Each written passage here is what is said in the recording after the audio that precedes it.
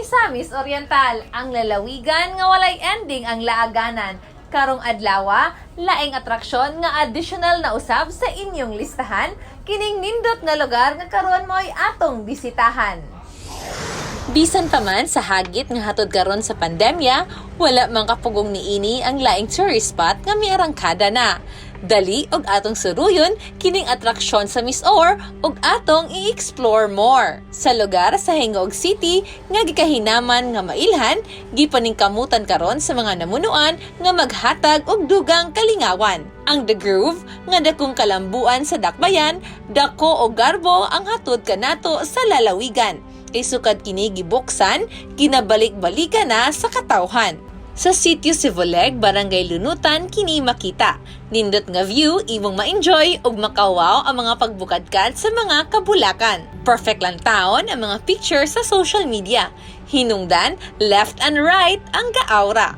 Sa kasamtangan, padayon pa kining gitrabaho ug mas gipalambo kay ang namunuan sa dakbayan daghan kaayong nakalinya nga plano.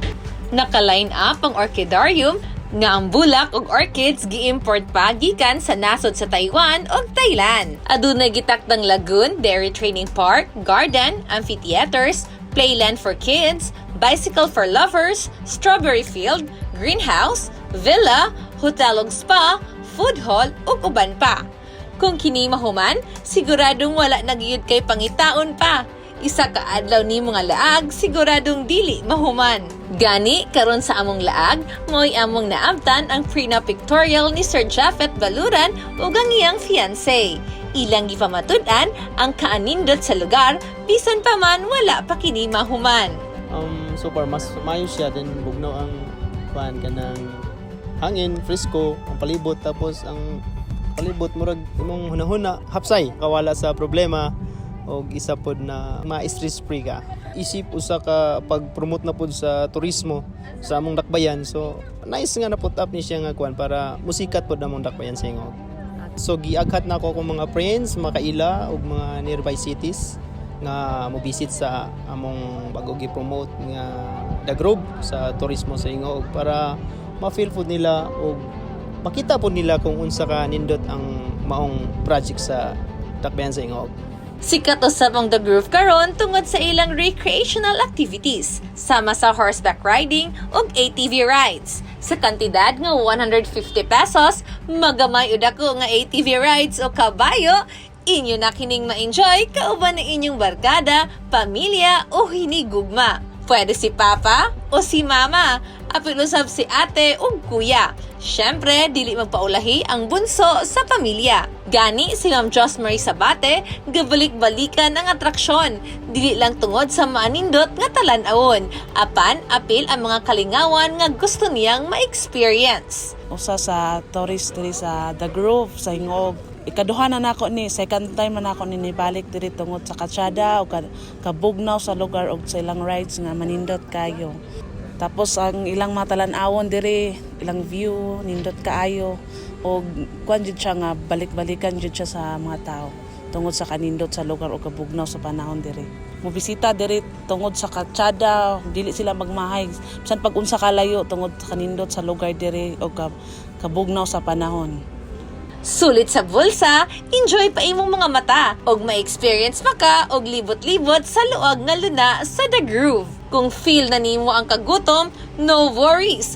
Kaya naasab sa lugar ang daghang stall sa pagkaon. Maglibog ka unsa imong pilion kay nangamay ang daghang makaon. Kung inyo man kining bisitahon, ayaw lang kalimti ang face mask o face shield kay adunay musita kanimo kung wala niini. Tumong og tinguha lang sa mga namunuan nga kitang tanan maproteksyonan kay ang COVID-19 sa pagkakaron wala pa'y kasulbaran.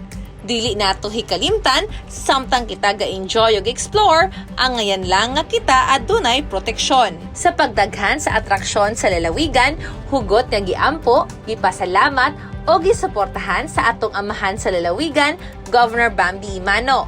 Kay kining turismo mo'y sentro sa iyang pamunuan.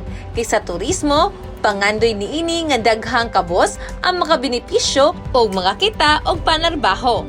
Usa ka ehemplo niini si Tatay Jet Kainoy, nga karon anaa sa The Groove nang hinabuhi. Nagpasalamat ko sa The Groove Nakitabangan mi taga-amig trabaho. O pasalamat sa mini mayor o ni vice mayor nga unabya. Ug sa among pagtrabaho din daghan ang mga hindi bisag asa. Taga Jinsan, El Salvador, Cagayan, Hingoog. Tabang yapon sa amo nga panginabuhi sa amo sa kamatag adlaw. Usa pa daw taga-amig pribilehiyo nga sa trabaho ngayon ni. Ang walay huno nga paglambo sa turismo sa lalawigan dagkog ikatabang sa economic recovery sa syudad ug sa probinsya. Atong mahinumduman nga dala sa pandemya, usa ka dakong naapektuhan niini ang turismo sa probinsya. Sa pinakulahing datos sa buhatan sa Provincial Tourism Office, sudod lamang sa 2 ka bulan, ning bulan sa Marso ug bulan sa Hulyo, mukabat sa kapinkunkulang 1,799 ka mga individual ang nawad-an sa trabaho o gibana-banang 150,468,334 ang nawala nga income gikan sa nagkadaiyang tourist site sa lalawigan. Hinungdan nga kining pagbukas sa mga atraksyon sa lalawigan dakog ikatabang sa katilingban ug pagbalik kalambuan sa lalawigan. Tinguha ni Governor Bambi Imano nga dili lang ipaila sa tibuok kalibutan ang probinsya sa Misamis Oriental apan mahatagan og panginabuhian ang tanan samtang padayon kitang gasuroy sa atong minahal nga lalawigan. Kini na lamang si Clarice Enterina, kanunay naghahangyo sa inyong tanan nga atong suportahan ang atong mga local tourist spot o eksaktong health protocol lang atong kanunay nga obserbahan kay kining tanan alang sa atong kaluwasan nga makapatay nga COVID atong malikayan. Together, let us explore, miss or more!